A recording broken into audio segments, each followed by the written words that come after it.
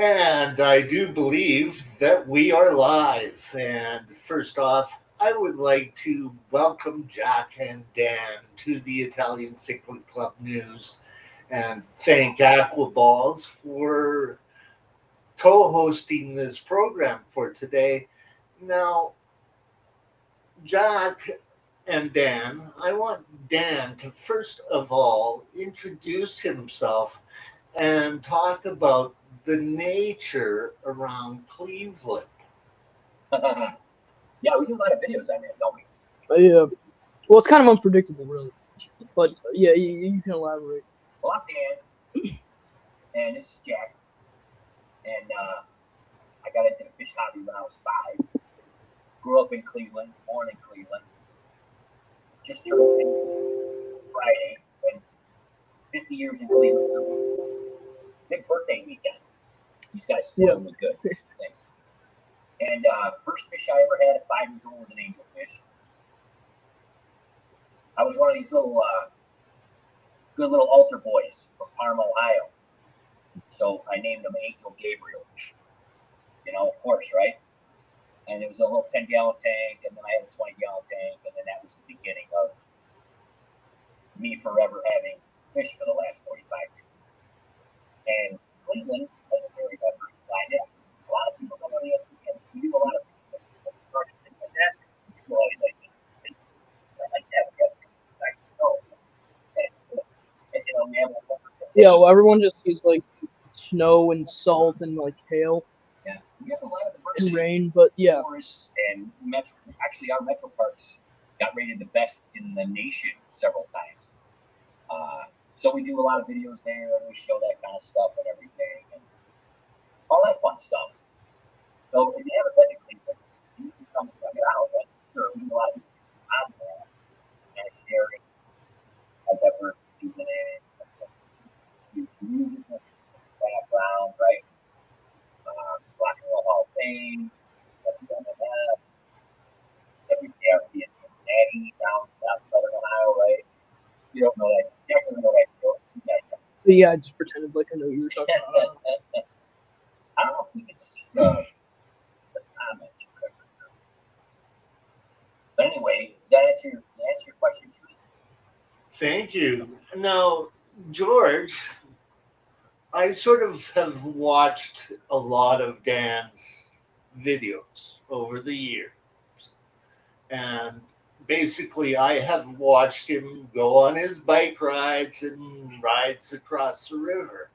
Now, you in Los Angeles has got a completely different environment that has been affected by climate change rather drastically. Like there's lots of forest fires and that, and the Los Angeles area used to have a lot of big forests around it. So, would you like to talk about Los Angeles and its environment and what got you into the tropical fish hobby? Well, about me, LA is very beautiful. Like a lot of trees, palm trees. There's hills and the ocean. It's like where I was born. We were like 15 minutes away. If you're up on the mountain, 30 minutes you'll be down in the beach. The same thing over here. You can go in Pasadena hills up the mountain, and you can come down like half an hour. You'll be at the Pacific Coast Highway, and it's beautiful. Very California is gorgeous. I don't want to go anywhere else. I mean, I haven't been other than Maryland. Maryland was beautiful. We have lakes here. We got the ocean here. I mean, the Pacific Ocean. And what got me into the fish is I like the nature, and life has been very stressful. Uh, I brought in fish to calm, use it as a tool to calm my mind down and focus on something positive. And so that's pretty much it. Now, I'm going to tell the audience about where I lived. Okay. I lived in 3 places. I lived in Canada and had an apartment for a little while down in Los Angeles. I have noticed over my lifetime the degrading of our environment. I have watched glaciers melt over a mile and a half in distance from the time I was like 6 years old to the time that I'm now like almost 66. Over 60 years, basically, our glaciers have receded quite badly. Now, the experts and that say that it is all due to climate change. And recently, um, the International Union of Nations have had this meeting dealing with COP27, is what it's called, and all the climate change. Now, a lot of this has got to do with our plants, and I'm meaning this quite seriously. And Jack and Dan are vegan, okay? Which means that it is very important for them to consume plants. So, we hardly know about anything about the plants of the Amazon River Basin. And why is that? We use Indian almond leaves. Do we ever hear about the leaves that come out of the Rio Negro? No. Do we ever hear about any of the other plants or trees of the Rio Negro? I can tell you that there are banana plants there. I can tell you that there are certain plants there, but whether or not that they were native species to that area or introduced, that is a hard subject all in itself. True. And for fish like angelfish that depend upon the botanicals, and I'm meaning tree trunks, leaves, all of the botanicals that bring down the pH of their waterway and how much they rely on that pH. Now, Aquaballs, I would like for you to go over a little bit about the steps that you have taken in the Project Piapa tank.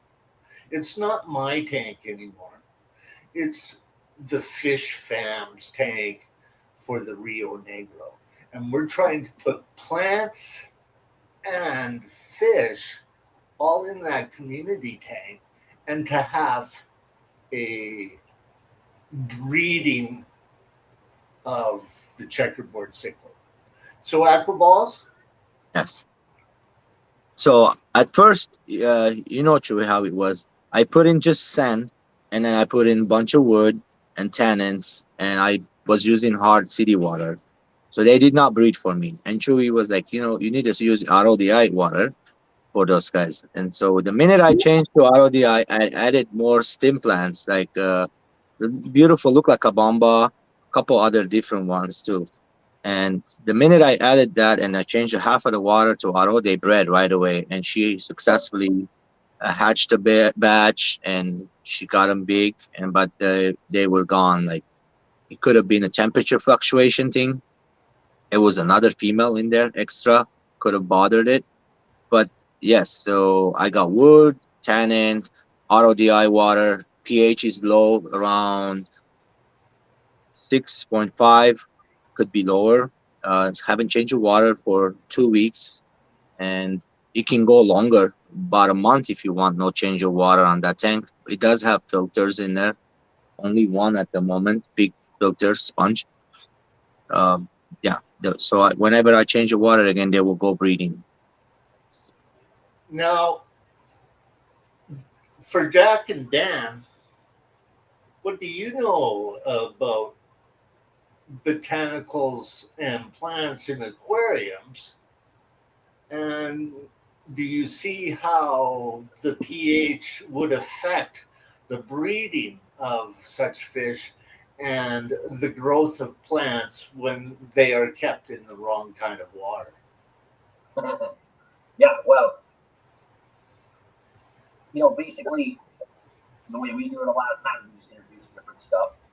We actually just shot a video on a lot of the plants that um, George sent us with these angels. We actually had them in a different tank while we were working on this and getting these guys set up, and then we put them in here. Some wisteria, ligwigia, and we actually, when did we upload that? Like 2 days ago? Mm-hmm. And we talked a little bit about how, yeah, certain plants they just ate basically. But the other thing is we have these huge plecos in here.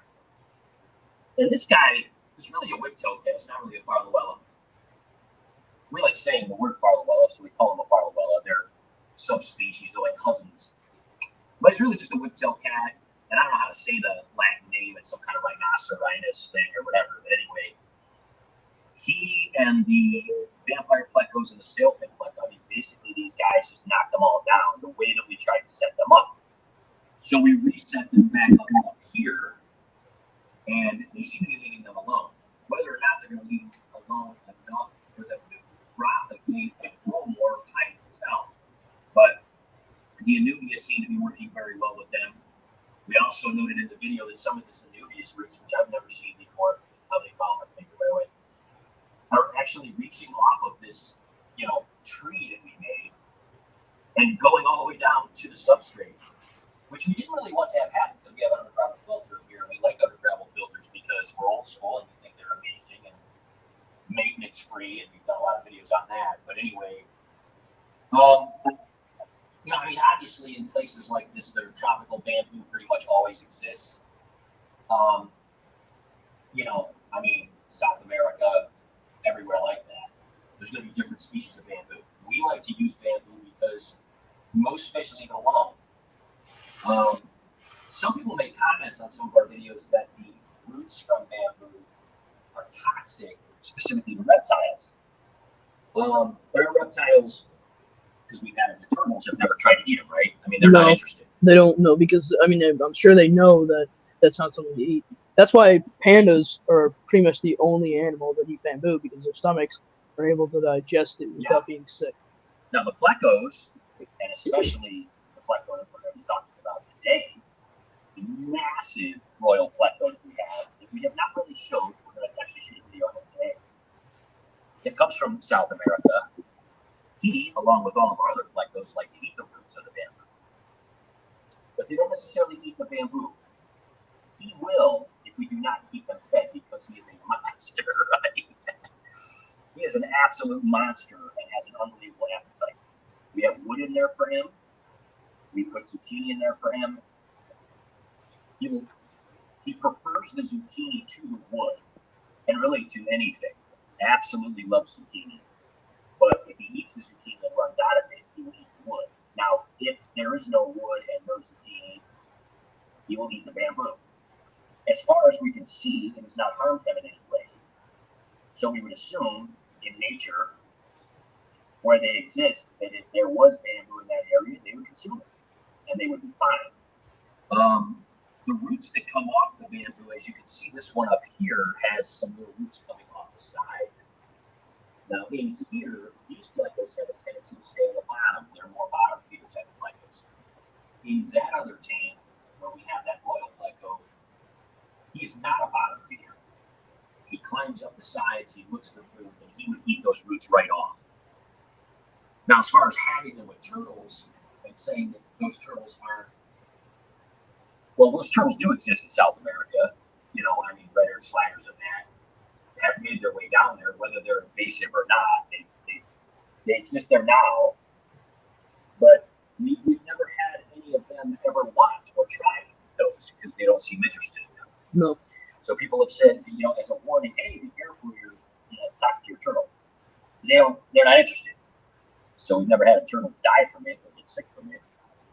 Yeah. So to answer Chewy's question, it has been shown from experimentation while just having fish that the water from your area or your city is chlorinated. There's chemicals in it, such it's not good for the natural growing environment as comes from the jungle and stuff, there's going to be more nutrients and vitamins that the plants need because that's their natural habitat and it's a growing water. Where here it's very civilized. Yeah, but you're right, Chewy. We don't know a lot of the plants from there. It's basically our answer. Bamboo, we know pretty much exists in that area. That's why we use it. Plus, it's super cheap. It grows really easily. It removes nitrates. It propagates. But we've also noticed that, again, if we don't feed them, they'll eat it. Eventually, yes. So we keep him well fed. And he is a monster. He's literally the biggest royal pleco I've ever seen in my life in person. And we've had him for several years. We're going to do a whole video on him. Initially, we thought that he was a 101. And we learned that in a 101 because we learned it last year at the Ohio Cichlid Association extravaganza. We talked to a guy that breeds royal plecos of all kinds, the golden ones and the blue ones and all the different ones. And he showed us that if you look at the belly, when they're young, if it's spotted or striped, you can tell if they're going to convert to be more of a 133 or stay that 101 or 109 or different variations. This guy turned into what now is referred to as a watermelon pleco, which I believe is L133 or something. I have to look it up. I forget the numbers. There's like 1,500 numbers now for plecos, right? I think they're up to 1,500 or something now. They said with all the subspecies. George might know more than us on that. But last we looked it up, I think they said there's close to 1,500 or something.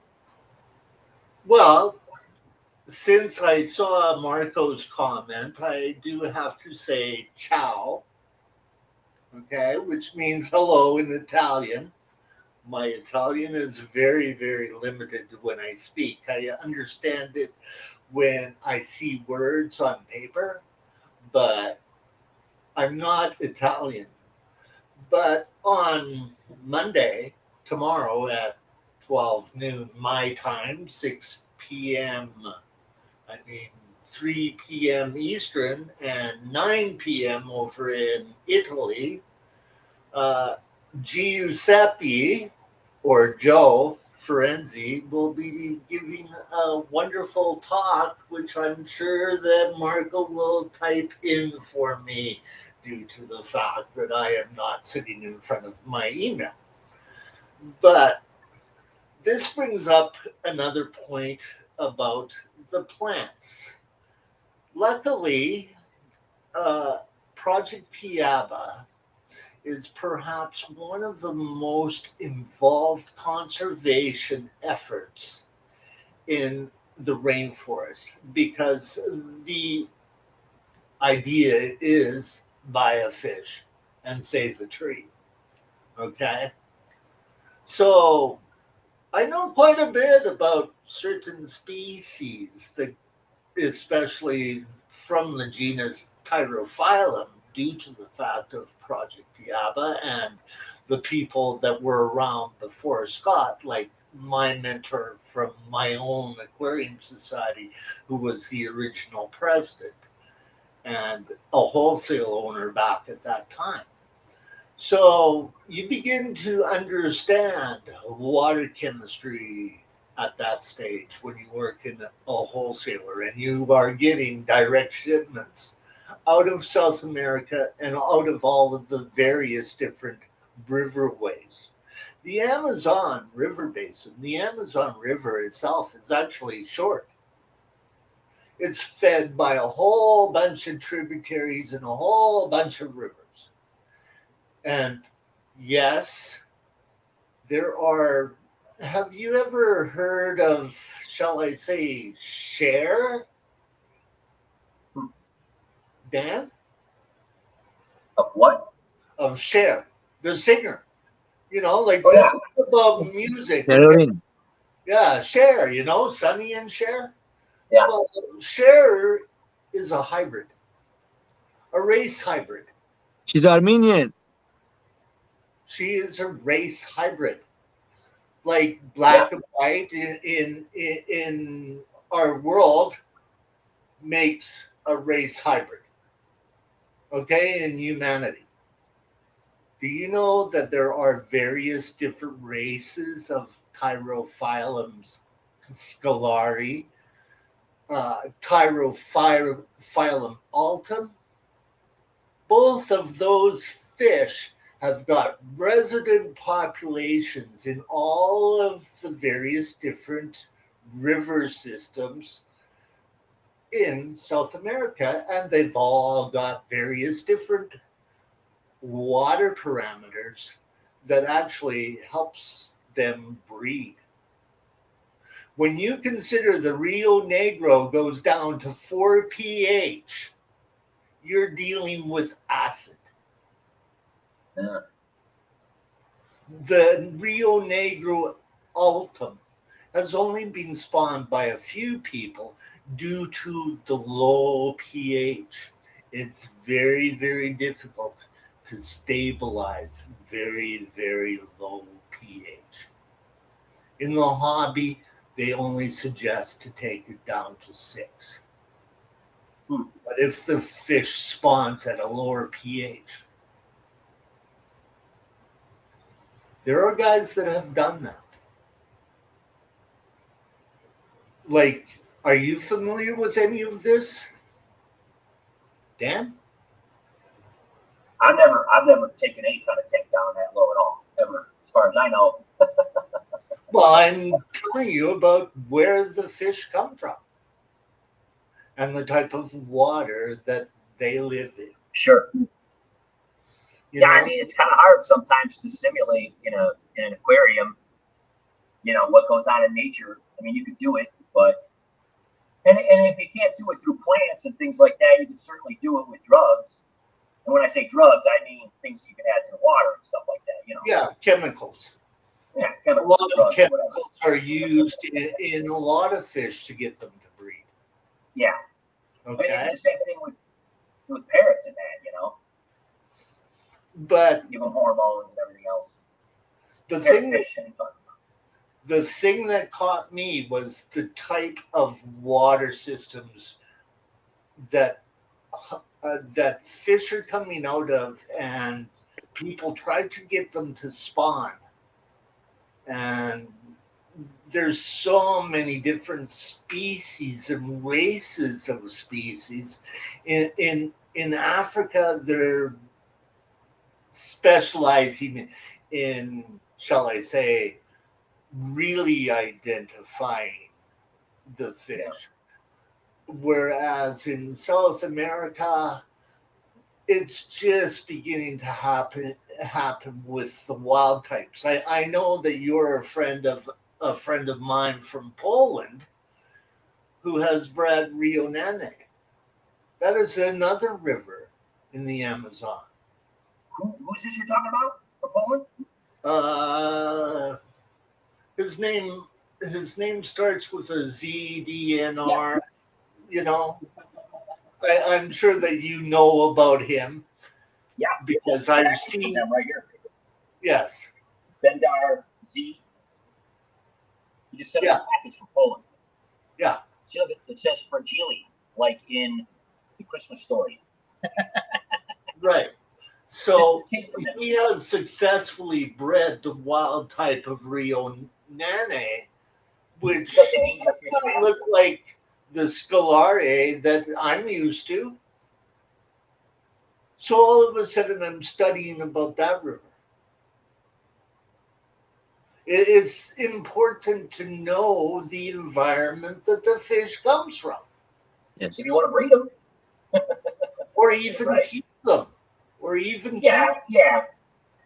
But I think a lot of people too, because that's something that we've talked about in the past too.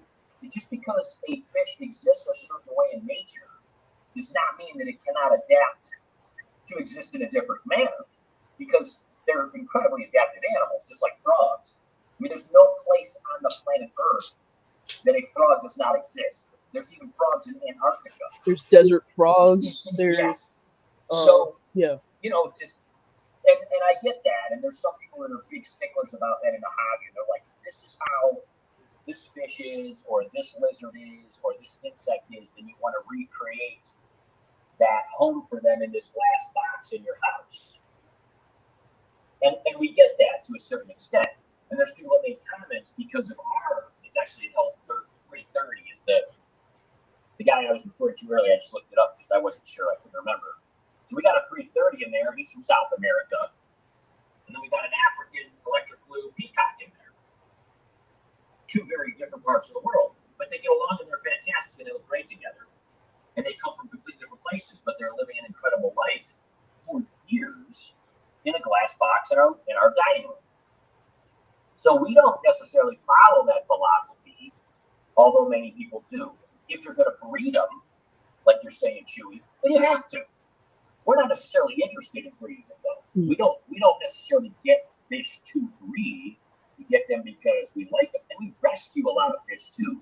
That's a big thing we talk about. Most of the fish we have in that tank is from Ohio Fish Rescue, right? And so is Brutus, and a lot of the fish that we have come from pet shops that aren't living the best possible life. Right. So we don't necessarily give them like it would be in their natural habitat so that they feel they're able to breed. We just kind of, have them as a secondary habitat. Yeah. Then they have. Yeah, which is, a lot of times a horrible condition. So, because we talk a lot about that too, like we do a lot of rescue type of situations. These guys, we just wanted, so we bought them from George and, gave them an awesome place to live and they're digging it. Within the next few months, we're going to have to make some decisions. You know what I mean? They've already gotten quite big. I mean, they used to be pretty small. Yeah. Like this guy used to be pretty small. He's already doing really good. Like almost 2 inches. Can I say something about those angels? Yeah. I bred them in the city water. LA's water is 350 parts per million. So if you have hard water or soft water, when they get to the size of pairing, the smaller ones in there, they're going to be females. You see there's a little bump underneath the bottom. The little tiny bumps come out. You can pair them up by taking one big male with a big hump on front, and he will be like more silver. The males have more like a solid color. The females have one big line going on the back of it. You will see the difference. I'm not joking. And I see. Yeah, I see. the reason I send you so many, you want that many together because if you have less, they will fight each other. I have 15 in my 120. They're always aggression, pushing each other here and there. They're not killing. There's no damage happening to their fins or anything like that. But just cichlid aggression, that's normal with every cichlid species. They will breed no matter what you have the waters in there. So you can take the pairs out, very causing aggression out. You can always keep only males in there. So you get less, they just, come up, do this. Sure. They'll be males. They're not male and female. When they're lip locking, they're fighting each other. So the female will be next to one male. The other male comes up. This guy goes in and like, hey, back up. This is my territory. This is my girl. Don't mess around with it. You will see all that. It's so much fun to watch them grow up, guys. Well, I've had hundreds of different angels throughout my life. We just never had these. I'd like to bring up another point here. And by the way, George and I are going to have 2 other guests before I go into the hospital, which we are working on. One is, forgive me if I pronounce his name wrong, Marco, but Enya, the guy who does all of the translating from Italian to English for the Zoom meetings. We're trying to get him to talk about his scuba diving trips with Pam Chin into Lake Tanganyika and his experiences in dealing with scuba diving. And the other part that the other person that we have asked to come on our program is from the guppy world. Mob Guppy has said that he would love to do an interview with us, so we're looking forward to that. Now, you brought up the point of what is called the adaptability of fish to an environment that it is not used to. There are certain strong fish that can adapt and almost even spawn, right? Like what we've done to discus and angelfish. But unfortunately, there's the other side.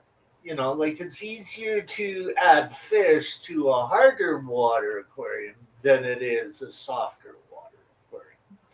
It is very, very hard to adapt wild discus and wild angelfish if you have water like the Rift Lakes of Africa.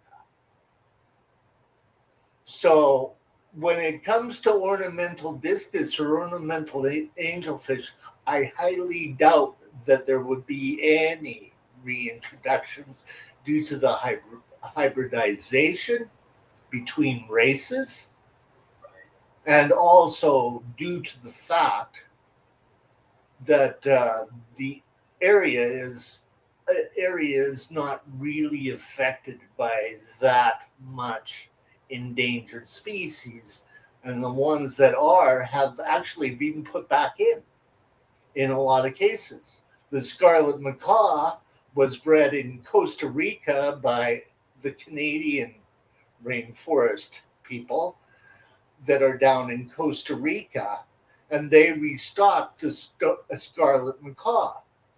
There's also the freshwater river dolphin that lives in the Rio Negro that feeds upon fish like discus and various other different fish, and it's endangered. And the thought is that the natives are still eating them. Yes. So there's a lot of issues out in the wild that people are not aware of. And people are definitely not aware of the reintroduction of species per se. Like you look at Free Willy, orcas cannot be reunited with their pods. Once they are taken out, they're like an elephant. They have to go into a sanctuary. Whereas they have tried to reintroduce various different species, and some have been successful, and some they have to redo. And this is the importance of, shall we say, species specific fish and races. And the American Killifish Association has got it down to the point of collection points. And so does the American Cichlid Association. Now, on a little different topic, did you ever play the Agora ballroom dance? Oh yeah, I played the football and the Agora theater actually. Um, both, and that was awesome. Yeah, that's a historic place. I've never taken Jack before. I want to coming up now that he's coming up to 15 years old, and with COVID subsiding a little bit, having shows come back. But yeah, we played every venue in Cleveland there is to play pretty much, and then some surrounding states and stuff like that too. Well, I have, I have. Sorry for interrupting. I have never been to the Agora Ballroom, Oh, and the fact is that that is the only club in the United States that the original drummer of Rush played. yeah, Can I bring up another topic on the angels and other discus really quick before? Yes. So you see, I'm realizing the more bloodlines mixed in with the species, they're becoming hardier, less defective. What I'm trying to say. So let's say you got the Scalara. You take their mom and dad bred them. They're from different family. Now you take their babies, breed them back together. You're gonna have a bunch of problems. So if you have other species mixed bloodlines and other ones coming in here, too many bloodlines mixed in there, you're getting better quality fish. The disc is the same way. There's always gonna be few percent defective. You gotta call those out, but not in the mixed genome. they're coming less defective. I'm what I'm realizing. Is there a reason for that? They are more adaptable because they are bred in ornamental status. On one note, on the other side of it is they're adding new genetics, but the idea is to add new genetics of the exact species without having them being relatives. Okay, Yeah. so if you're breeding Scalari, you're going to need like about 3 or 4 pairs for them to That'll be better. for you to actually have enough of a gene pool to keep that race going. Does that make sense? Yes. Okay.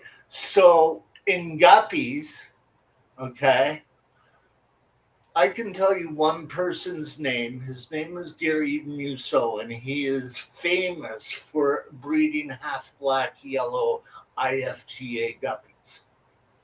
He knows the genetic pool of that fish dating back and every genetic person who bred them. He can't get any new stock. It's all relative to some degree. There's no entrance of new blood unless he crosses it back to a wild and redevelops the strain again. Does that make sense? Yes. Like you're dealing with genetic gene pools of fish, and a lot of aquarists don't know those factors.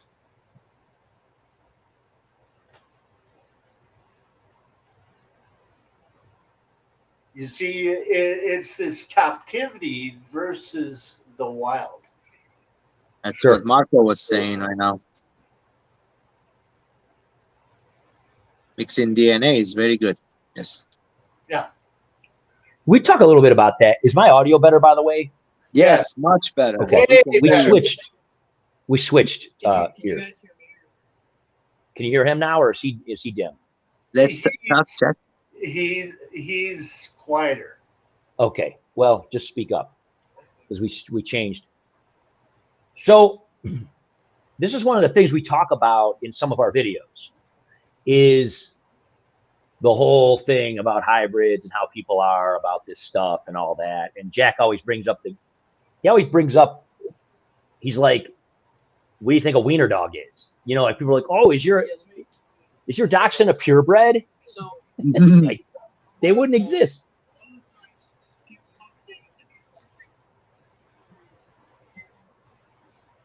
I have many other species. You know, I have ball pythons. That's why I go by aqua balls. So I do mix species of ball python.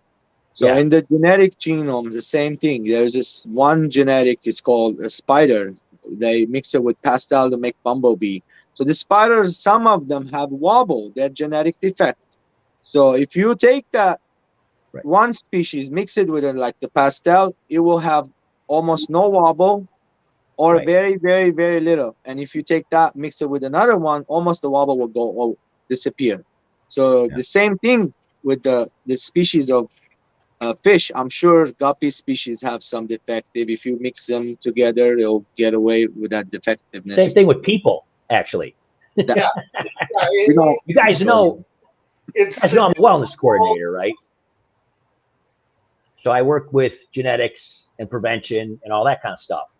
oh, And the same thing happens with people and people that have certain genetic diseases and things like that. So it's always a good thing. I mean, it's always a good thing to mix, in and everything else. But at the end of the day, some people are weird about that kind of thing. We don't care. We just like fish. And if it's a cool fish and it has a cool personality, just like a dog or a cat or anything. 503 was asking about, are we into breeding fish? If you've ever watched any of our videos, you would know that we have fish that breed constantly, specifically plecos, especially in Jack's bridge tanks, because he just has so many in there, and it's just such an awesome environment that they're always breeding. And we scoop them out, and we take them to the LFS, and we trade them in for stuff, and we've talked about that probably in 100 videos. We also have electric blue African cichlids in our 220 that's right behind me right there, but it's not lit up yet because it's not time yet. We got them on timers, but they breed constantly, and we've done quite a few videos on those as well.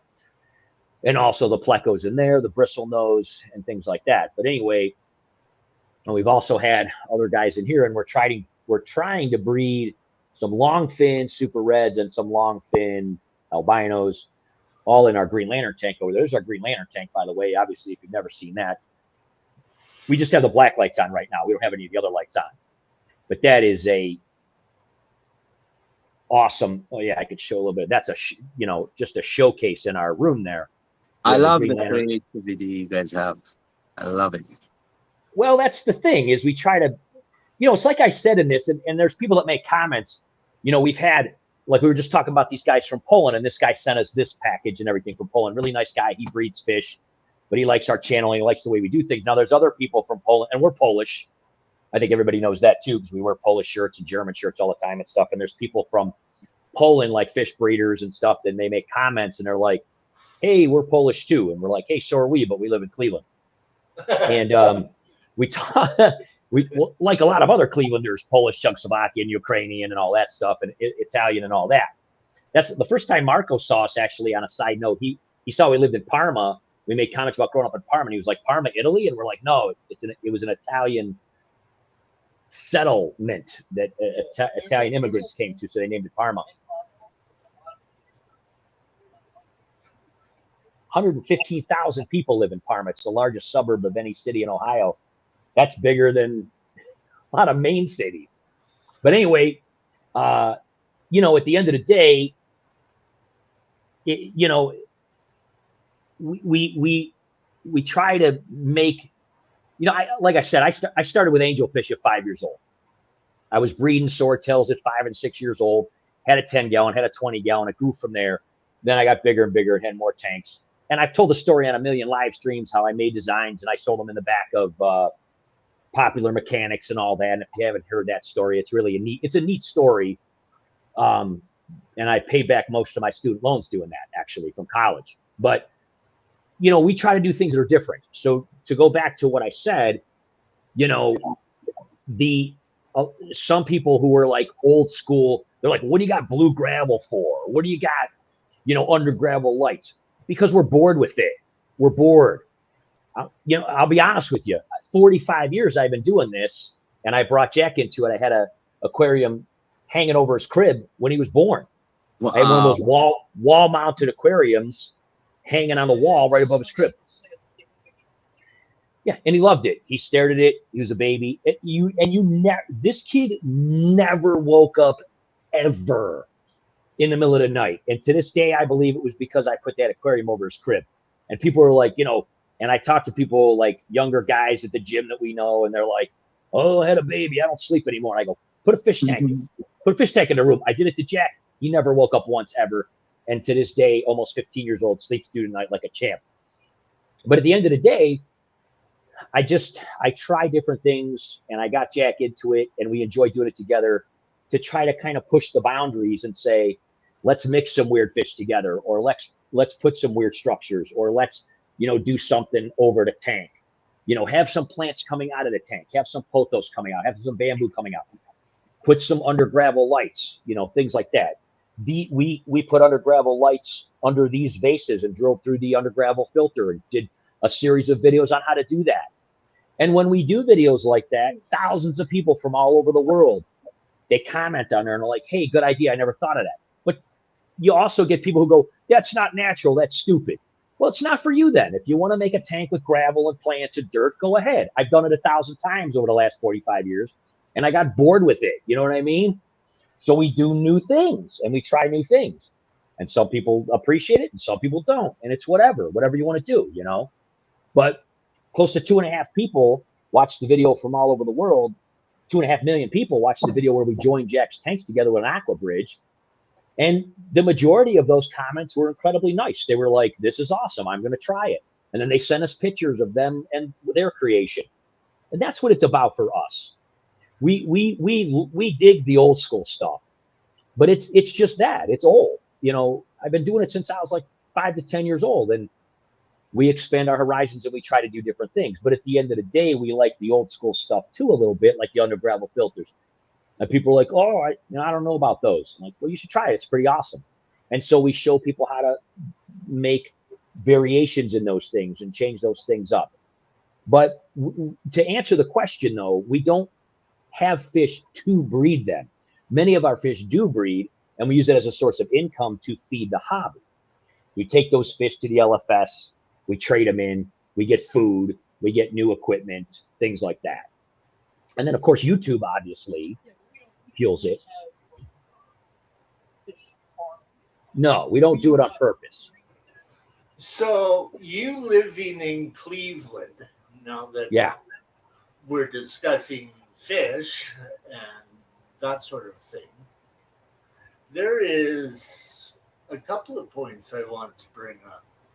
One is, you know, a friend of mine that I met through the CARES program, who is very well known. He owns a store. He also owns a breeding facility, and he's a very well-known breeder of endangered cichlids. You talking about Dave? Yes. Something fishy. Yeah. Yep. Yeah. You want to give the audience a little bit of more information about my friend Dave. Well, first of all, if you ever come to Cleveland, ever, if you come to Cleveland, go to Something Fishy. He's my age. He started in the hobby when I did, and we grew up in the same area together. And I took Jack there when he was younger, but not for a while. I didn't, because of COVID and everything going on at school and business, and my business being crazy. But anyway, about when did we go? In the summer, about 3 months ago. We went to Something Fishy. Dave gave us an entire tour. We did a 2-part video series. You can go to our aquatic playlist and you can scroll through and find it. It's very easy to find. We did about a 45-minute video, an entire tour of his hatchery. Dave is an amazing guy. He's traveled all over the world. The Frontosa and all that we went to see. So he has an amazing story. He tells his story on our interview and our video that we did with him, because we wanted more people to understand that, it's Cleveland, but this guy is here and he grew up here and he's local and he's a fish lover, and he turned his passion and his love into his entire life. And everybody told him, he's like, I'm not a school guy. I'm not going to college. I'm not doing that stuff. And he started a business, and he was like 17 years old, and he like opened a pet shop, and now here he is going on 50, and he has traveled all over the whole world. He has met everyone everywhere. He has scuba dived everywhere in the world there is to go. What an amazing story. I mean, talk about the American dream, man. He just said, hey, I'm going to do it. And so we did about a 45-minute interview with him in his hatchery, which was his old shop. And then he moved to a new location, which is about a mile down Brook Park Road in the heart of Cleveland. And he opened a new store. And it's not a huge store, just like most LFSs, but it's amazing what this guy has. Every kind of Frontosa you could possibly imagine. And he breeds every single one of them. And I think George saw those videos and Chewy saw those videos, but if anybody I really didn't see enjoyed it. What an amazing guy, huh? Yes. Jack loved the basement. He was like, this now basement is like 100 years old. Now, on the other side of Cleveland, I would not mind living in Cleveland. Okay, I was offered to go down to the States to live in New York, and this is just kind of right after John Lennon got shot, and my parents are going, no way are you going to New York. And I said, what about Cleveland? If they were from Cleveland, can I go? And they went, well, I've heard of nothing really bad happening in Cleveland in the 80s. Okay, but Tesla is a New York band. So I went, okay? But they were managed. Tesla is road manager, is the original road manager of Rush, who I got to work with on tour through various different tours through the PA company that I worked for. And it was sort of offered to me by my boss, and I went, "Oh man, I wish." But no, I did not go down to the States. I stayed up here in Canada. Now, the other side of Cleveland, why I would not particularly like to go there, is you do not have a hockey team anymore. Yeah. You know, Cleveland is well, football's number one. Yeah. Even when LeBron was here and everything, football was still number one. Yeah. And the baseball team and what Yeah. else? The Which they call the Guardians now. They call them the Guardians now. Yeah. Off Yeah. the Guardians of Cleveland. But yeah, I mean, it's a sports town. There's no question about it. We're not so much Except into for it. hockey. Yeah, except for hockey. And I know you Canadians like your hockey. Yeah. Louis, we have the Ducks here, Mighty Ducks, Yeah, Yeah. the Mighty Ducks. And the Kings. and the Kings. Yeah, LA is Kings and Anaheim is Mighty Ducks. You know what's weird is if you're in high school in Cleveland, hockey teams are huge for high schools. Huge for high schools. Colleges even. But not in the pros. Not around here. It's weird, but whatever. Well, they ended up having to reunite to make the Minnesota North Stars a better team, and then they got moved to Dallas.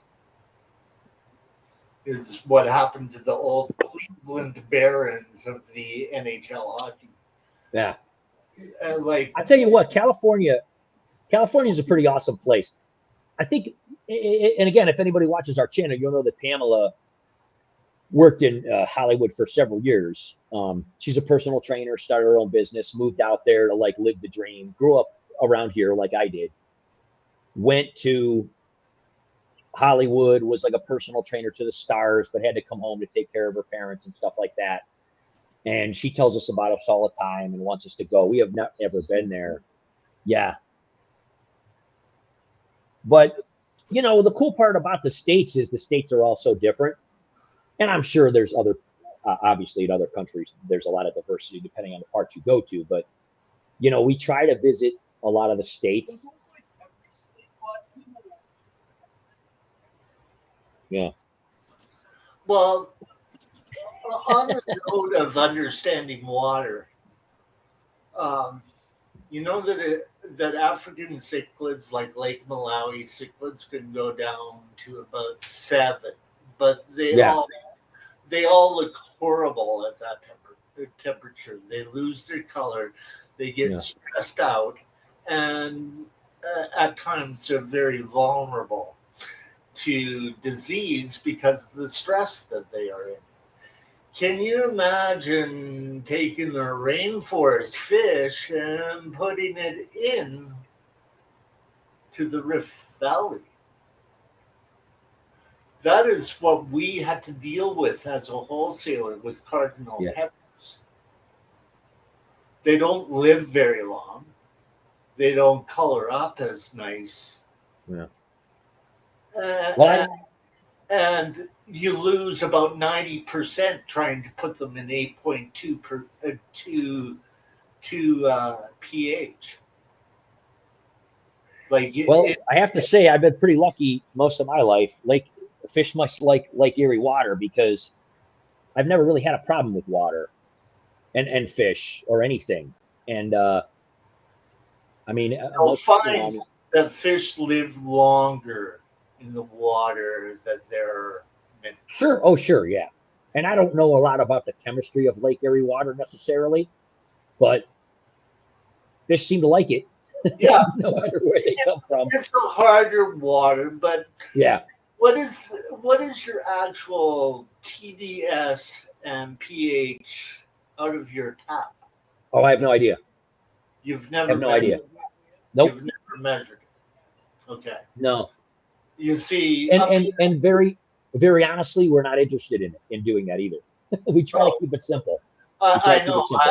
I realize that too. I try to keep things as simple as possible and try to pick the best species for the water parameters of the city that I live in. If we had an issue, which we never have, but if we had an issue and I kept buying a certain kind of fish and it kept dying, then I would probably say, okay, let's research this more, whatever. But we've never really had a fish that we've ever gotten that didn't seem to do okay. So I guess we're lucky in that respect that we have, and there are people that we've talked to on YouTube that live in different parts of the world that go, I have horrible water out of my tap. It's high or low or whatever, but we're just lucky, I guess. Yeah.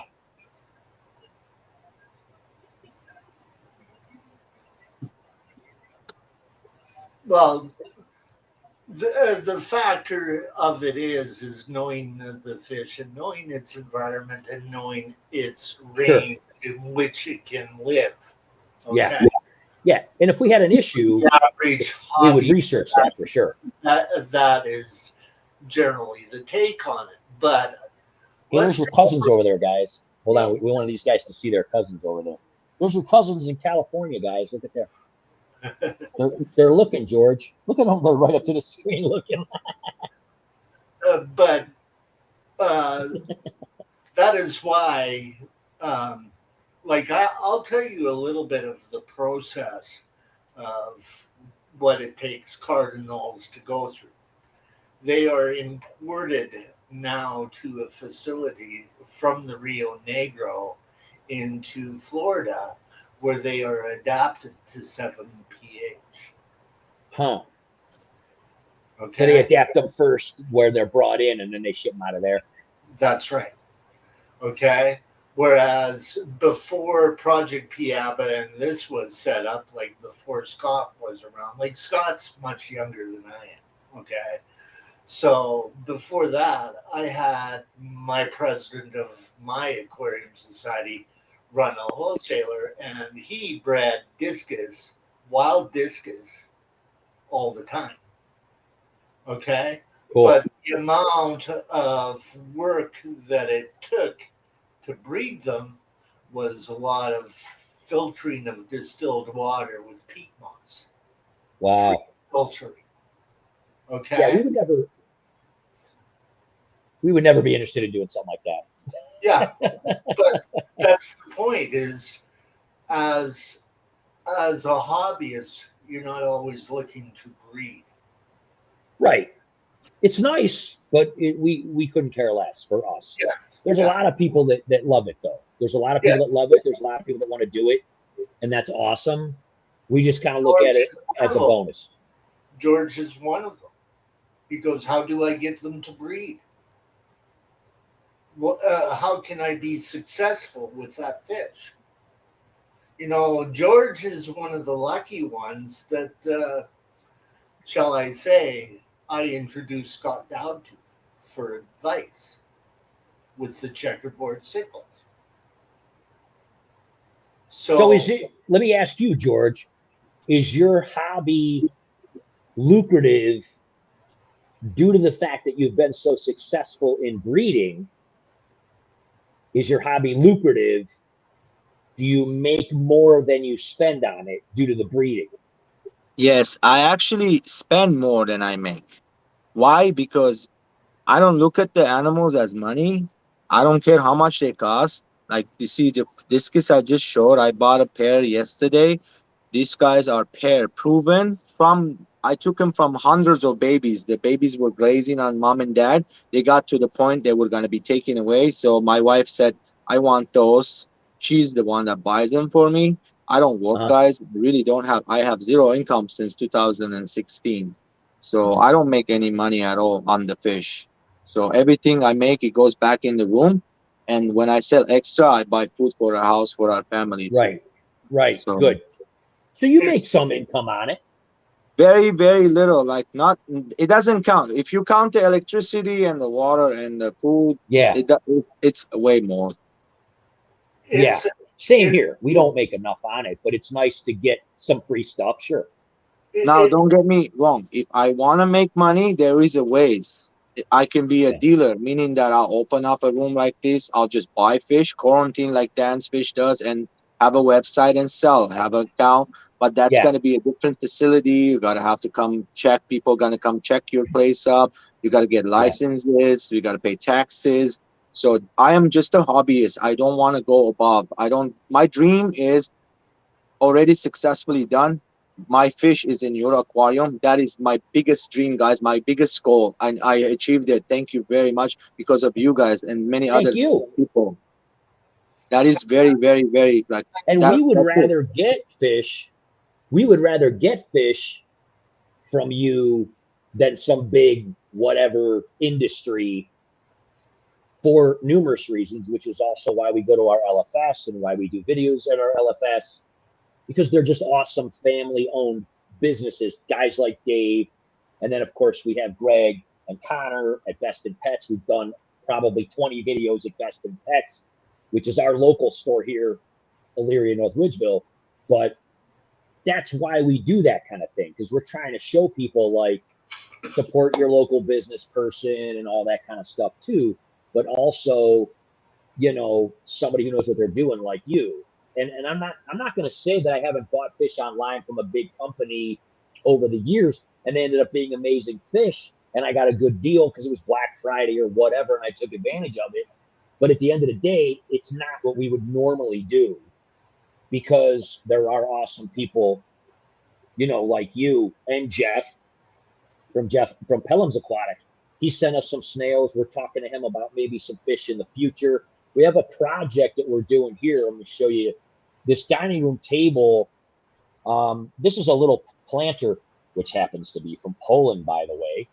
This is a glass structure from Poland that we have some extra bamboo in that we took out of the 220 over here because we're going to be rescaping it. So we're breaking it down slowly. Anyway, we threw these in here several months ago and they're just growing out of water. And we take like a glass of fish water out of the aquarium once in a while and dump it in there. What we're going to be doing, we're kind of surprise Pamela for Christmas. This will be an upcoming video. We were going to put we have a 15-gallon, kind of a rare 15-gallon high aquarium that we got from an old LFS that we also did a video on. Neptune Cellar. Remember that place? This guy, he was like 80. And he's like, I've been running this store for 50 years. That guy was hilarious, wasn't he?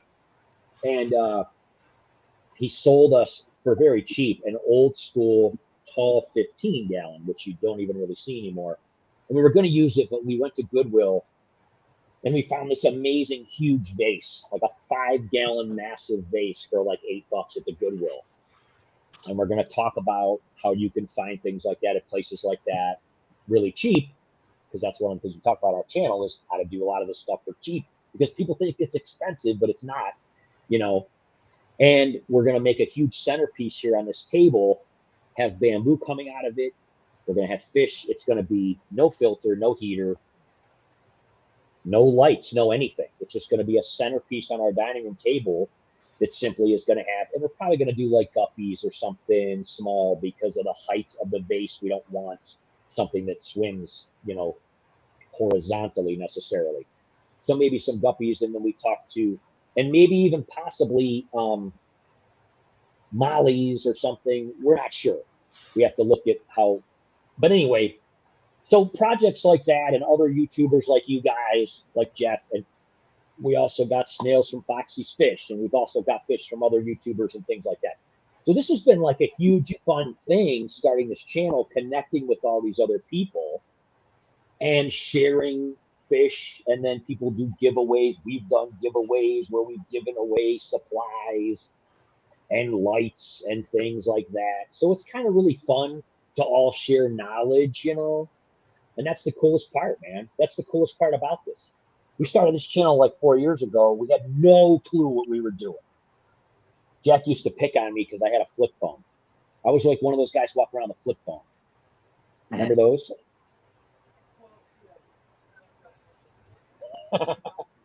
The pink flip phone or the silver one? It was blue, dude. It was like this big, and it was Motorola, right? a Nokia something. Nokia. Oh, those were my favorite phone because you could like forward. You put somebody else's phone number in there. You forward the phone. So instead of you getting the phone call, your wife can get the phone call or somebody else. You want to mess around with people. I remember. Now, I have a point that I would love to bring up. I am glad that Dan asked that question because there are hobbyists. All they care about is breeding. Okay? Right. Like it doesn't matter how much it costs them for fish, it is the challenge of breeding that fish in in their aquarium, right? Now, I was given certain challenges by my boss that dates back to the 60s. I was one of the first people to have Lake Malawi cichlids in my area. So basically, I could sell them back, like my fry and everything, back to the pet Right. shop, the wholesaler that I worked for, and I put myself through school. But they're Yeah. like, and I'm buying hockey equipment and stuff like that. But I am still yet to see a hobbyist, except for a few. Dave Hume is one of them, to build a business out of their fishery.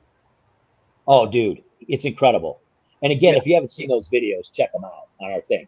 And there's other people that have done videos of Dave's place. I know I'm a little biased. I think our videos are probably the best because they were very thorough and they were. Plus, he's just a nice guy, and we know each other, and we asked a lot of questions. And but have you ever talked to Dave, George? You talked to him Yeah, not on the phone. just I online do and stuff. and yeah, I don't know how people's schedules are. I don't like bothering people. I know I'm busy always. Yeah. Well, he does live streams every week, like on Tuesday, and he talks Oh, to people during the live stream. So if you check out his channel, just go to something fishy, yeah, it's whatever. just I that, know. but sometimes you don't get notifications. You know how it is. Yeah, there you go, dude. There's Marco with the Star Trek. But I know very few people that have turned their hobby into like a full profit Oh organization yeah, where, like I was lucky to get hockey gear and all of that sort of stuff, and then selling fish. Okay, you back then there was no internet. There was no way of selling the fish no, except by mail. So you had to rely on the pet shops or the wholesaler to buy the fish from you. yeah, Now, certain fish tend to spawn in large numbers. I did really, really well with a pair of Jack Dempsey's. But by the time that I was overselling the market and everybody else was breeding them, it brought down the value of that fish quite a bit yeah. because the the market was a lot bigger then than it is today. There was over 4,000 people in the Calgary Aquarium Society alone. Now Wow. it's like about 500. Yeah. Well, it definitely was bigger back. I mean, I know when I was a kid. Well, let me give you an idea of profitability. So we're talking about fish. Let's talk about some of the other aspects of having aquariums. So, because I've told this story before, and Jack's heard it.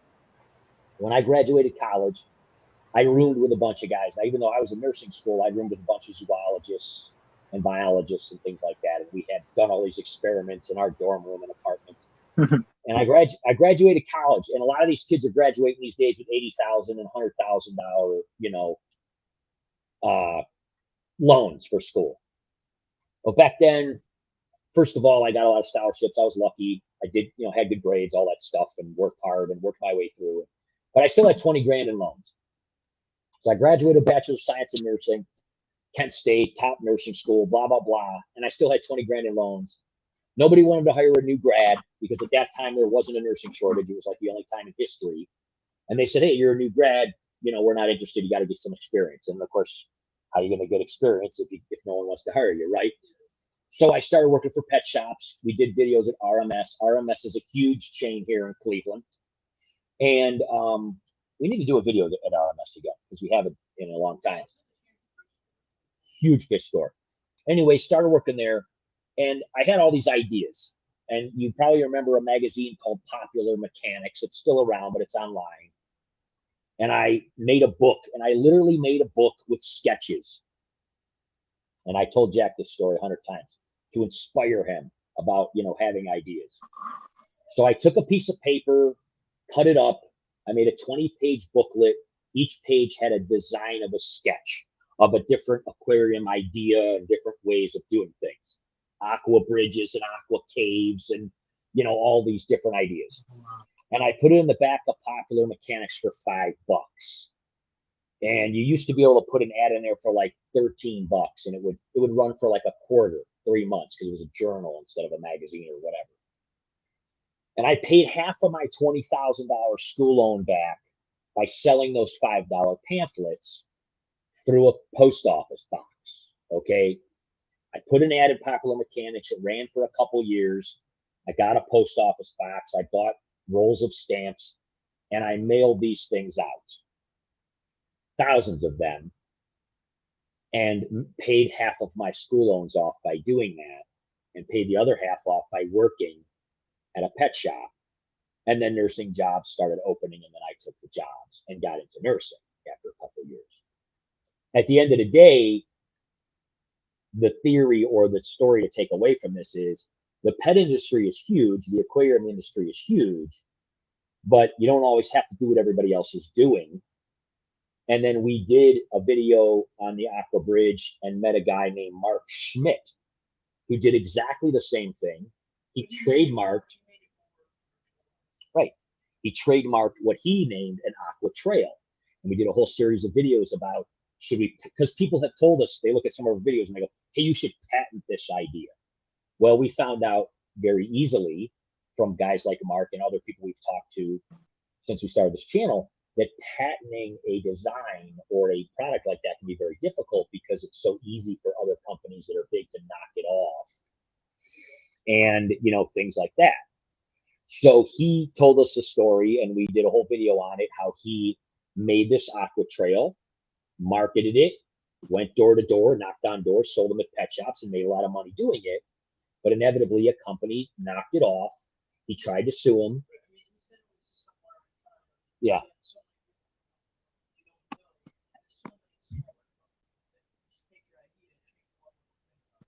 So our whole thing is, we're not trying to necessarily sell a product as much as an idea. We're saying, don't buy these kind of things. Yeah. Hobby's not cheap at all. No. My dad always had canaries at home. That's what got me in love with birds and animals. We didn't have cats and dogs. Mom never liked them.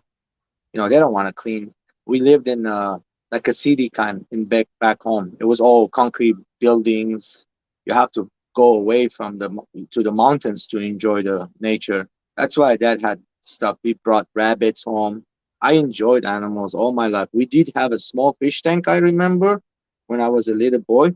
He had those old, like a bubble turning things. They turns with bubble. They're pretty. They give colors in the tank.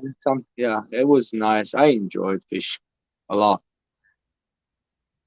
Well, that's the whole thing is, so we, you know, and that was 1996.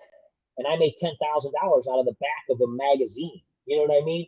So if you're gonna, the point is if you have some good ideas and you find a way to market them. Now, I've taken a lot of the other things and I've gone to, like, you know, those invention places, but honestly, they want a ton of money and they're probably gonna steal your idea. So I'm like, whatever.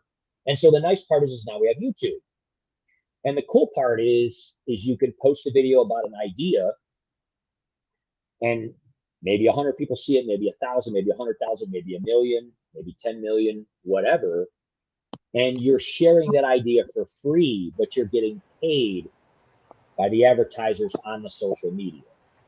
So the nice part is if we make a video on, hey, this is how we do under gravel lighting, people get that idea for free now. because they have it right there on their phone. But we still get paid by the advertisements through Google. So everybody wins. And that's what's cool about this whole thing on YouTube and this whole thing of, you know, doing this is you're sharing your idea for free and people are getting it and people could try it. And we get comments from all over the world. And they're like, this was such a good idea. I tried it and it worked and it was awesome. Thanks. And we're like, no, thank you. If you like it, share it. We'll get more views and we'll get paid from the video. But then you have things like the cup of coffee and those things. So if people really, really like your idea, they can buy a t-shirt or they can buy a cup of coffee or they can whatever. So at the end of the day, the greatest part about this, and this is why we tell people, like if you have an idea, share it, start a YouTube channel, share some of your ideas. We have had so many companies reach out to us. We would have never thought in a million years when we started this channel that anything like this would have ever happened. Never, never. We just wanted to go, hey, let's just post an aquarium video.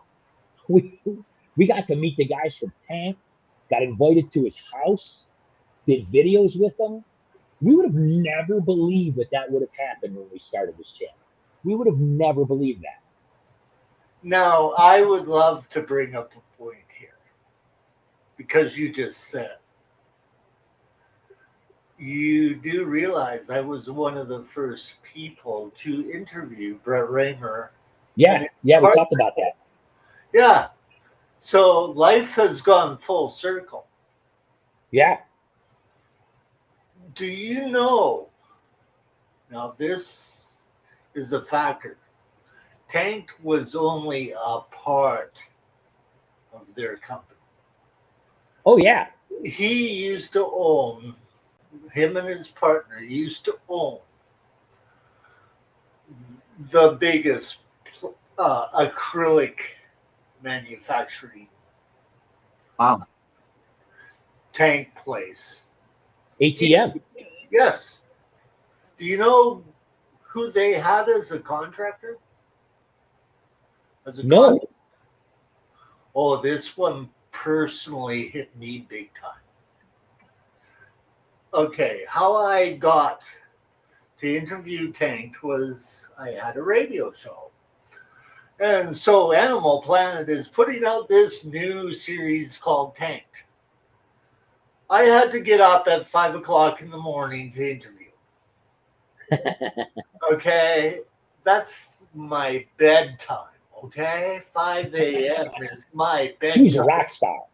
Yeah, so I have to get up at 5 a.m. Okay, great. You know what I found out on that interview? Want to take a guess? Leave us in suspense, man. Tank designed the hippo tank at the Calgary Zoo. Oh, okay. That filtration system alone was so different that it was amazing. Yeah. Well, they've done some incredible stuff. Then all of a sudden, Calgary gets hit by floods. Yeah. Okay. Yeah. That's horrible. Okay. We wanted to bring on Tank with the curator of that exhibit through the Calgary Zoo. They cost too much money. By that time, they interviewed so many stars and so many people that they were a demand. Huh. It would be like booking Led Zeppelin. Yeah. Yeah. It was like good luck.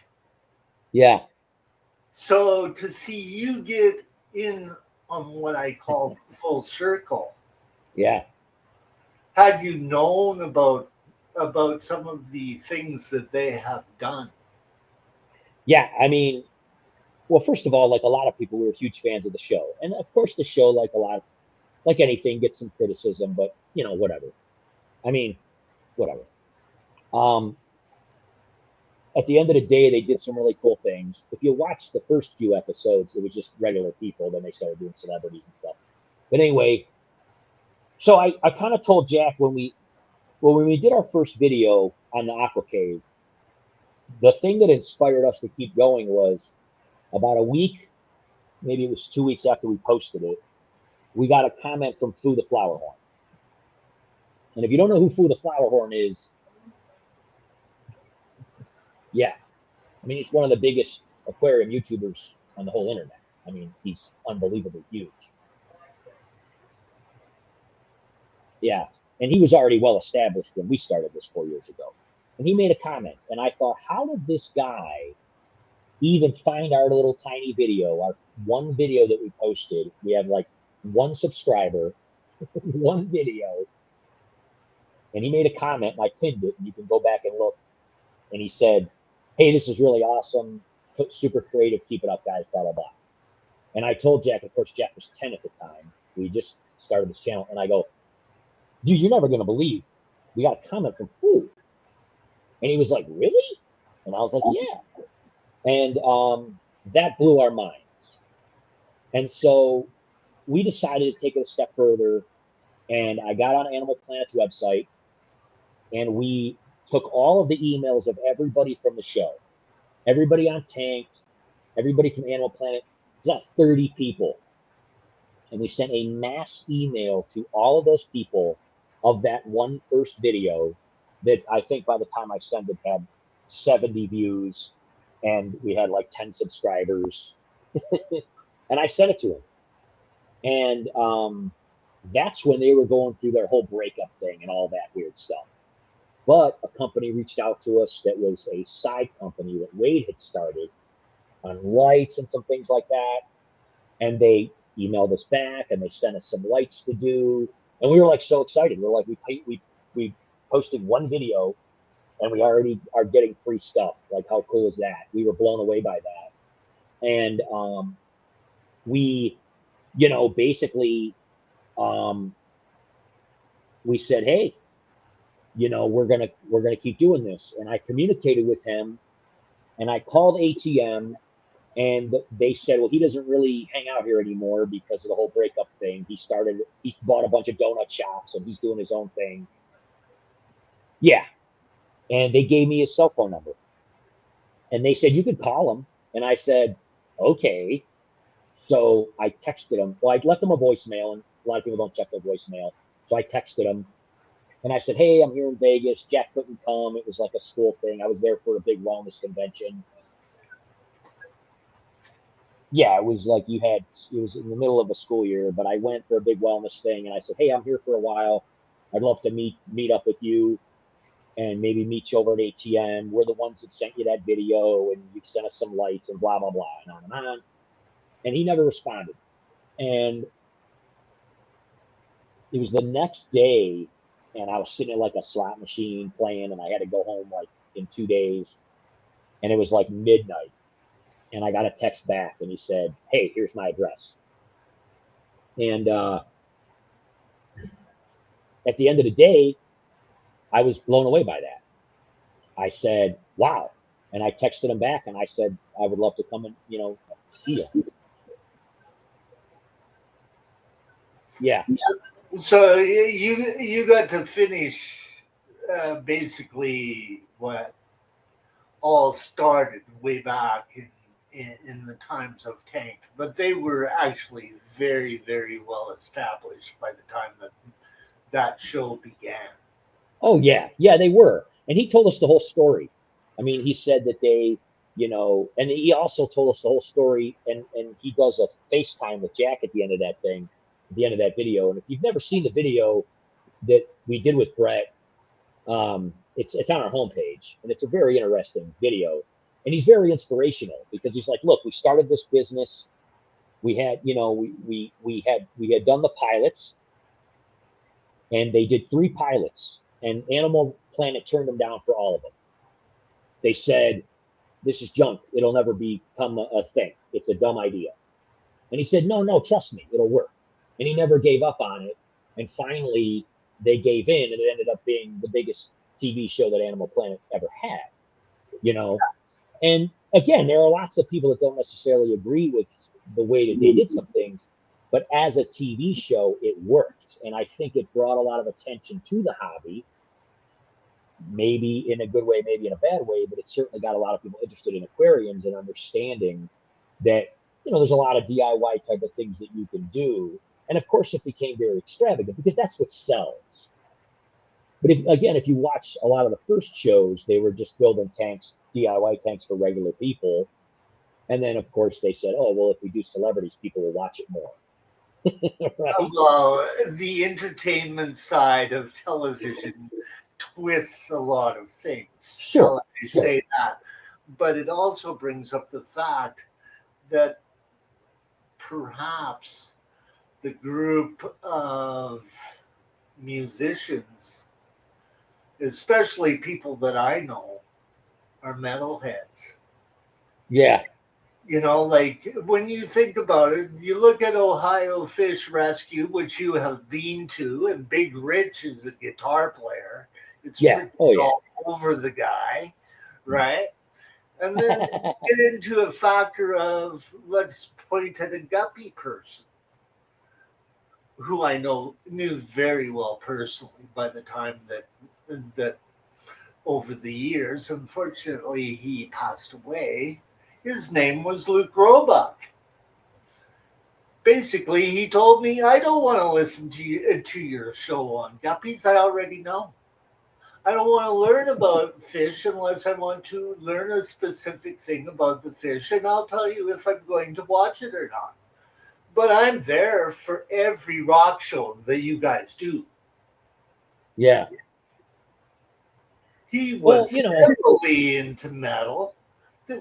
And so was my other IFGA person, Doug White from Canada, who's now into shrimp. Those guys were like mega into metal because it's the entertainment factor. Yeah. And that's what television is. Yeah. That is basically what this hobby is entertainment. Sure. Whether or not you look at it through a box or whatever. Like in my heyday, like when I was a kid, my bosses listened to CCR. Did I ever think that would ever pay off? As a matter of fact, it did.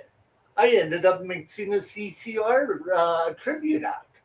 I knew every solo better than the guitar player did because I listened to it day after day after day. Yeah. Like the boss is popping in that tape, and like there's like about 6 or 7 people that are working there, and I might be able to hear Rush once for an hour. All the rest of the time it was like music that they were in. But CCR was the metal of their day. Well, like the 50s, 60s, like I'm dealing with an older crowd of, shall I say, mentors. And that's exactly how I looked at it. Mentors.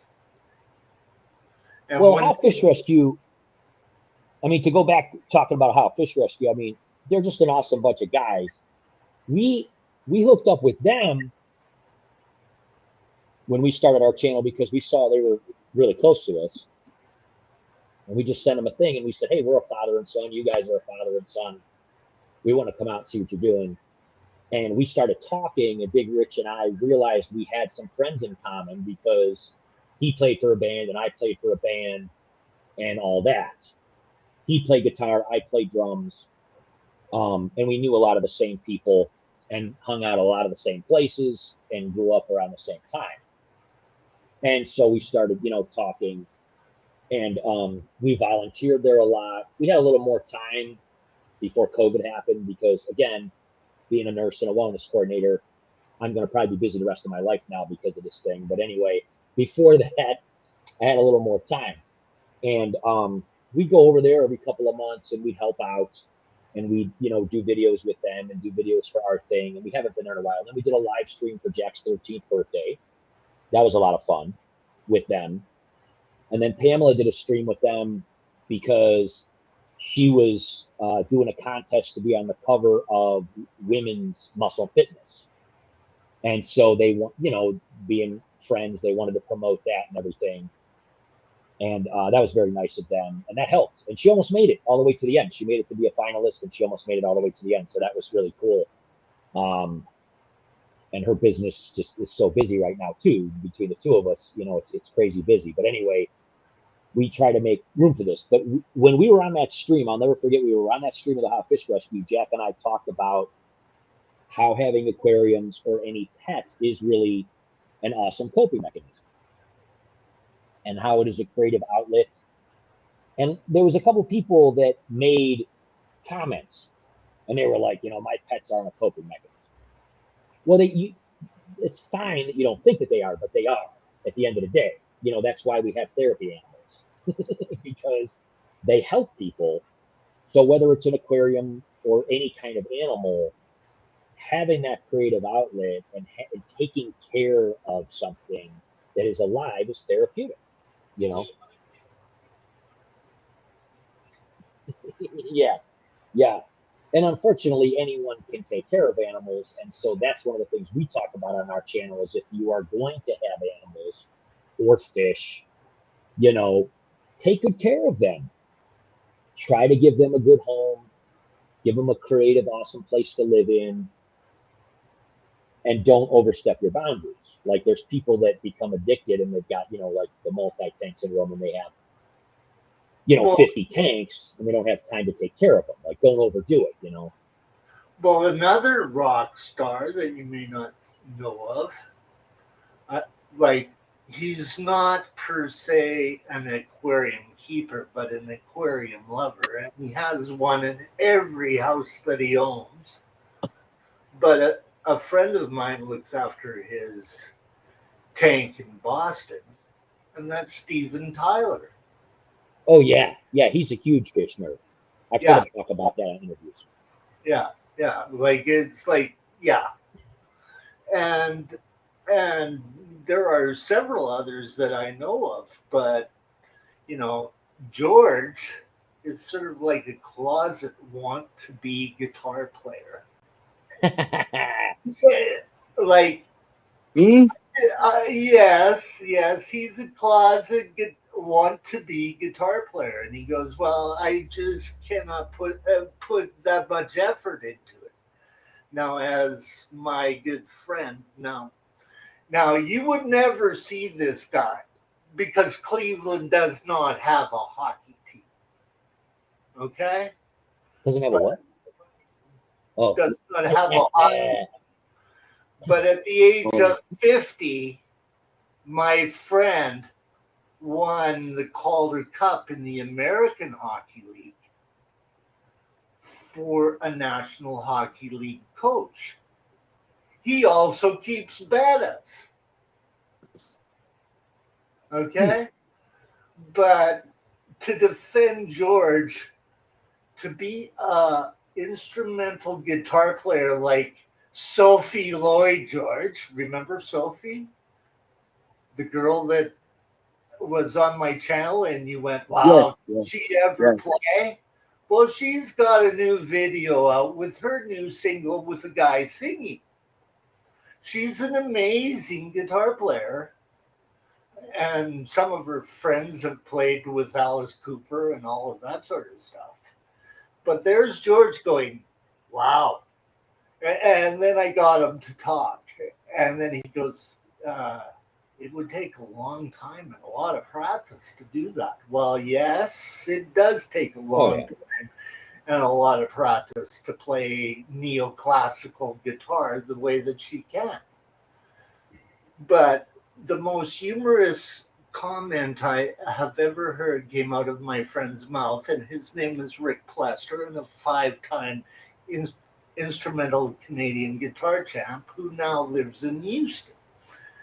And his quote was, "You have to be a rocket scientist to understand guitar. You have to have the concentration of a goaltender to play guitar. You have to have the agility of a goaltender to really play guitar." Yeah. Can you see how that comment comes in, Dan? Yeah. Well, playing anything and having a band and everything is just like you said. It's a great creative outlet to have. I think one of the reasons that I got so much back into fish tanks when Jack was born is because I stopped playing in the band. I didn't feel necessarily that that environment was conducive to family life. It was just my feeling. Right. It's just staying up late and all that. It just wasn't, it didn't match well with being a dad. So I decided to not really do it anymore. I did it for 15 years and worked a full-time job. So I was working as a very busy nursing supervisor and case manager, at a full-time job, and every weekend playing out and practicing 2 to 3 days a week, creating new material, all that stuff. And when Jack was born, I was like, this isn't going to work anymore. And I didn't really mind it because it was starting to get a little old. Of course, you miss some of it, sure, but it's the good doesn't really outweigh the bad, if you get what I'm saying. I just it gets I old. understand completely. Completely. It just gets old. It gets old. The road is no place for a family. Well, it just gets old, I mean, because I would have gigs Friday or Saturday night and have to be at work on Monday morning or whatever, and it's tough. Yeah. But I think that that's one of the reasons why I got back so much into this hobby is I missed having that creative outlet. I missed creating music. I missed playing. I missed the vocals. I missed the songwriting. I missed all that, and I needed to have another creative outlet. So I got back into having aquariums. Now, the whole time I played the band, I had aquariums too, but I didn't have as much. And, I realized that's something I need to have in my life. Adding YouTube to it, now we're going, okay, not only do we do this stuff, we make videos about it. And then there's the editing and all of that. And then that becomes a separate creative outlet that is separate from the actual hobby itself. So saying, okay, let's have this aquarium and let's work on it on a rainy, like today, it's been pouring all day in Cleveland and it's freezing outside. So, hey, let's work on a tank. Well, now it's let's work on a tank and let's make a video showing people how we did this or this or this or this. And then you don't only make that video, you edit that video and maybe you put music to it. So having a YouTube channel isn't really that different than having a band, right, Chewy? It's still a creative outlet. It's still involving entertainment, and it's involving helping other people. When I played in my band, kids that were Jack's age and older came to see us, and like it or not, you become an icon to those kids. You become an idol to those kids because you're a rock star to them, even if it's local or maybe a little bit in between. They look up to you. And I would stay to that club until 2 or 3 in the morning and talk to these kids that were teenagers that didn't have a life like Jack did, way worse than my life even, growing up, and talk to them about their goals and give them motivation. They used to call me, so my last name is Herman. Our last name is Herman. They used to just call me Herman was my stage name.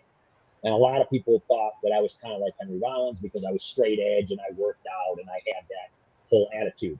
And they would call me, Henry Herman instead of Henry Rollins. And I got to meet Henry, and that was a whole other thing. And that's a great thing. But he's an awesome guy. But being seen on a local level as one of your heroes in that and helping people to drive them in the right way, in a positive way, especially some of those young kids that had very little direction and were in hopeless situations, and they paid $5 and came to a club and rocked out for a while, and then I got to talk to them. It was more than just playing in a band. And you've probably heard a lot of musicians say things like that. I've heard interviews with like Blackie Lawless. The first band that I ever saw was Wasp. When I was Jack's age, I went to the Cleveland Agora and saw Wasp, Metal Church, and Accept. And Blackie Lawless talks about the fact, well, it was all about being a rock star. And then this family came to him one day and said how they took some lyrics of one of his songs and put it on their daughter's tombstone when she died of cancer. And all of a sudden it hit home. And he's like, this means a little bit more than just getting high and drunk and, meeting girls. And it sunk in. And that's why the last 10 albums that he did, if you still follow Wasp, Blackie's still making albums, and they're incredible. Yes, he is. And they're incredible, Chewy. Am I not right? And Well, they're a lot more meaningful. I have friends that have played with Wasp. Yeah. He's an incredible individual, Blackie Love. And they were on the same level as a band that I used to work for. About Pasha Records, right? The defunct Pasha Records. Yeah. Which was started with Quiet Riot and all of that sort of stuff, right? So I understand that side of, shall we say, rock stars. Yeah. And, I mean, at the end of the day, you see where I'm going with this is that you make out of it what you want to make out of it. Yeah. We decided to be straight edge and be in the hardcore scene and talk to teenagers and give them positive vibes and direct them in the right way. It was much more meaningful than just doing music. Right. But some people just want to rock out, and that's fine too. And if George, if you just want to rock out, then it's fine too.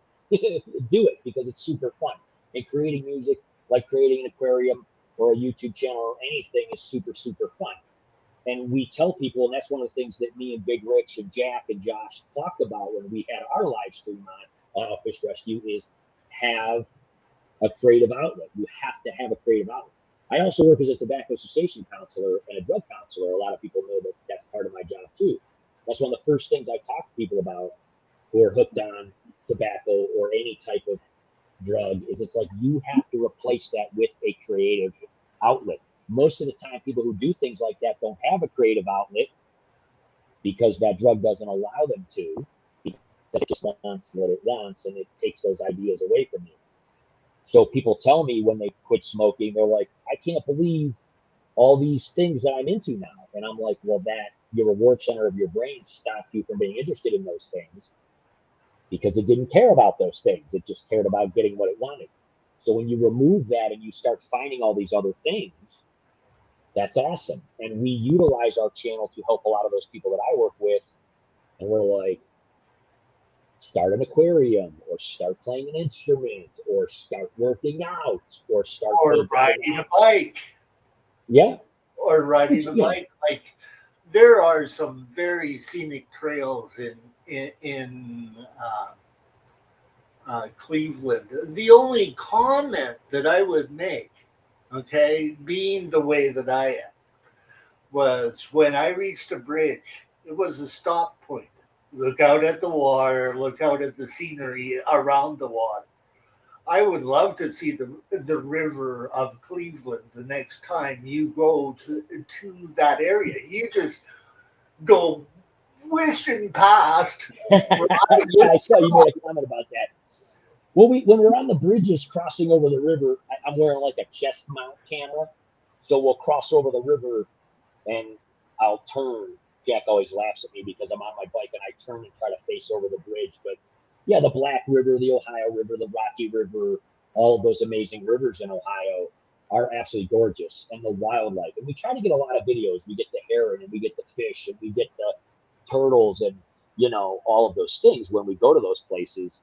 But yeah, I mean, usually we're doing the video as a workout video. We're trying to inspire people to say, get out there, see some nature, put the video game down for a minute, and get out and ride your bike or go as a family. A lot of these videos we do as a family, me, Jack, and Pamela, and we'll go do the stairs, or we'll go to the high school stadium and we'll do the bleachers. But those are things that some people in the so-called fish fam have gotten a little bit turned off. Like, well, wait a minute, I thought you were like a fish channel. Our channel is Jack and Dan. We're not an anything channel. We're an us channel. So we do videos about primarily aquariums because that's one of our biggest things that we do. So every week you're going to get an aquarium video, one way or another. But maybe another day that week Maybe we go out to an awesome restaurant that has plant-based options, and we go, okay, here's the deal. You can go to a restaurant like Red Robin or whatever, and you can get a quinoa burger or a black bean burger or endless broccoli instead of French fries or whatever. So our idea is to show people, because, you know, as a wellness coordinator, some of the things that I do, and what do they say to me? You hear the conversations all the time when I'm in the car, and they say things like, it's expensive to be healthy, or it takes a lot of time. And so Jack and I do videos along with Pamela a lot of times showing people that it doesn't. It's just the choices we make, and we show people how easy those choices are if you want to increase your quality of life as you get older. And we're a testament to that. You know, Pamela's 53, I'm 50 now, and we have an incredible quality of life because of the choices that we made, and hopefully we'll continue to. We want to increase the chances of that. And so we throw those kind of videos in too. We're like, hey, have a creative outlet, eat healthy food, get out, exercise, do it as a family, and all that. And we're not preachy about it. We're never preachy about it. I mean, never. Because, you know, Jack's real big on that. He goes, don't become one of those vegans that, you know, and we don't. We're not like that at all. We just share our ideas. And if, Well, and you if people are don't, what you eat, right? You are what's what that? you are what you eat, right?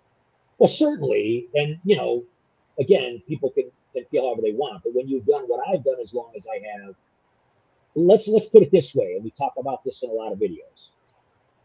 I've taken care of anywhere between 1,500 and 2,000 patients a year for 32 years now.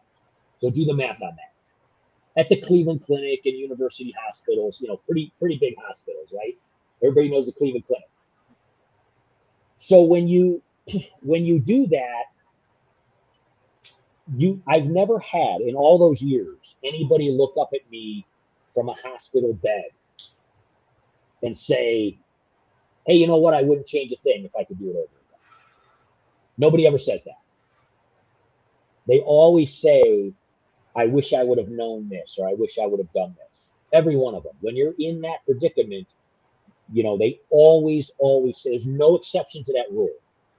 Now, before that happens, you get the tough guys, right? Hey, it doesn't matter, whatever. Believe me, I've taken care of hundreds of thousands of those tough guys. And when you're laying in that bed and you got a ventilator down your throat or whatever, you change your tune. And so one of our goals is to say, you know what, just try to work on that a little bit so that you don't end up in that predicament. Because I do not enjoy looking down at that person in that bed or that gurney in that ER, that ICU, or wherever, looking up at me and saying that to me. I don't have a DeLorean. I can't go back in time, and I can't change what they did. So one of our goals in this channel is to just kind of throw it out there once in a while and say, hey, make a little bit of a change here, make a little bit of a change there, get a good hobby, have a good quality of life, do it as a family. It's not that hard. And maybe, just maybe, you won't end up holding a little red button when you get older and pushing that little button every time you need something, because I certainly don't want to end up like that. I've been there a million times as a nurse. And so just try to keep your independence. That's all. And we throw that in once in a while. And to be honest with you, most people really appreciate it. And they enjoy it. And people who come to our channel for the fish stuff seem to like the health stuff, and people that come for the health stuff seem to like the fish stuff. So it goes hand in hand. And we're not going to have 15 different channels. We just have one, and we share it all, and that's it. Hey, Marco, so glad you could come, man. We love Marco. We love his videos. We love his comments. We love his positivity. Really nice guy. We hooked up with Marco when we first started this channel 4 years ago. Really nice guy, and it's so nice to see you, Marco. Thanks for hanging out, giving George some watch hours, right? Thank you, guys. Because if George continues this awesome channel that he has, and he continues to grow and grow and grow, then maybe his hobby won't be a source of income, but maybe YouTube could be a source of income, which is awesome. Mm-hmm. Which, again, we never thought would happen in a million years. But when we go on vacation, which we do once in a while, we're not going to do much this year because we're crazy busy. Last Christmas break, went to Vegas for Jack's almost entire Christmas break. Did an amazing stuff, saw amazing things. Yeah, we are going to go to Columbus because So I have to wrap things up. I have work to be done myself on videos. You know, like awesome. videos is an art all in itself. Oh, it And is, and that's what I'm saying. It's super fun, isn't it? Tell me you don't love doing editing, dude. You oh, do like 10 videos a day, too. yes, I do a lot of videos because I actually was taught by a rock star Yeah. how to do videos. You Well, we know, love your videos, man. like the guy uh, was very, very instrumental to a lot of people in the music industry because he was like the guy out of LA on his radio show. His name was Robbie Rodfogel. And he taught video production in university, okay? But he also was partners with Rudy Sarzo. Rudy Sarzo, the bass player that everybody knows from Whitesnake, Quiet Riot, etc., etc. His major interest is video. And see you Well, later, Marco. But to wrap things up, Dan, I would like for you to close the show from your perspective, and I want to thank you on behalf of the Italian Cichlid Association for taking part in Aquaball Stream. oh yeah, this was super fun. I mean, me and Jack, we had a fun-filled weekend for my 50th birthday. Today we just got up and worked out, and then we just decided to do this with you guys for a while. Yeah, Jack's getting tired because I got him up early. Yeah, he's on swim team now, so he's got to get up at the crack of dawn already during most of the days for swim practice and then weights, and then he works out with me and Pam on the weekends at the gym where she works out and everything. And yeah, Dave made a comment here. Pamela has her own channel now called Inspire, and she does a lot of wellness stuff, not just women's wellness, but wellness in general. And Jack and I are in a lot of her videos, and she does.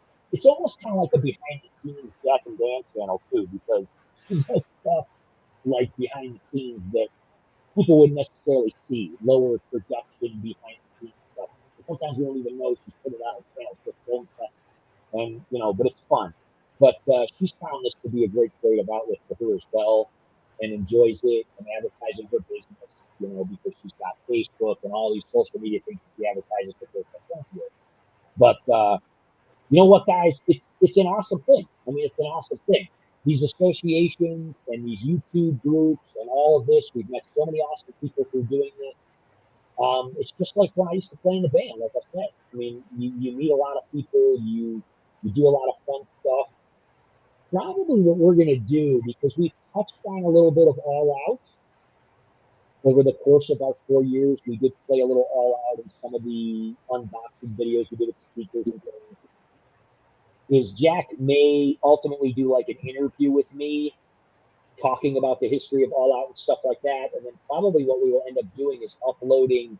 We did 2 albums. We did one like a garage type of deal. It was okay. And then we did like an actual professional album at a real studio. Guy named Billy Morris, you might have heard of. He's the guitarist from Warrant. And he actually right now is the guitarist for a little band called Ministry, one of my favorites. And he did our actual, real CD. And maybe we'll post it. And we might just in the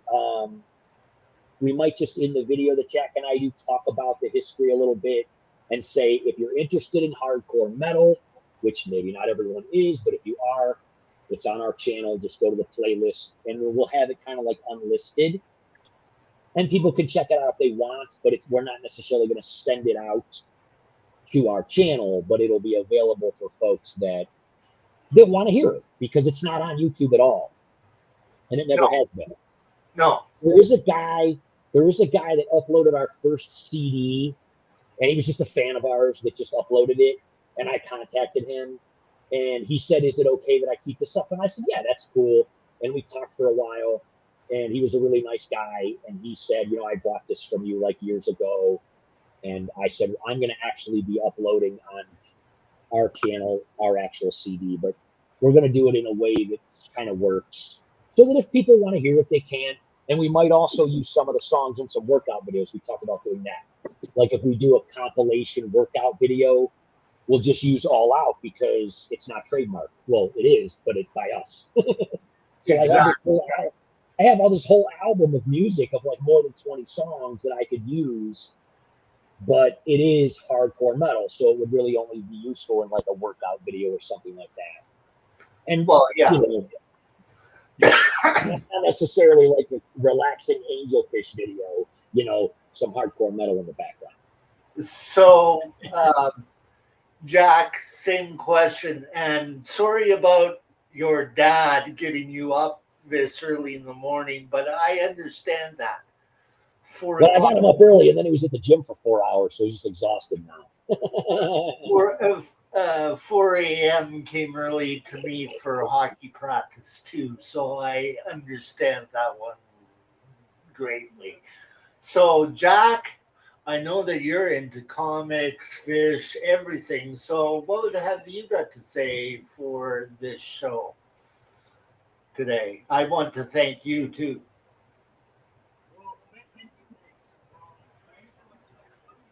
We can't hear Jack. We can't hear him. Can't hear him. Can you hear him better if I lean toward him? Yeah. There you go. Go ahead. No, we can't.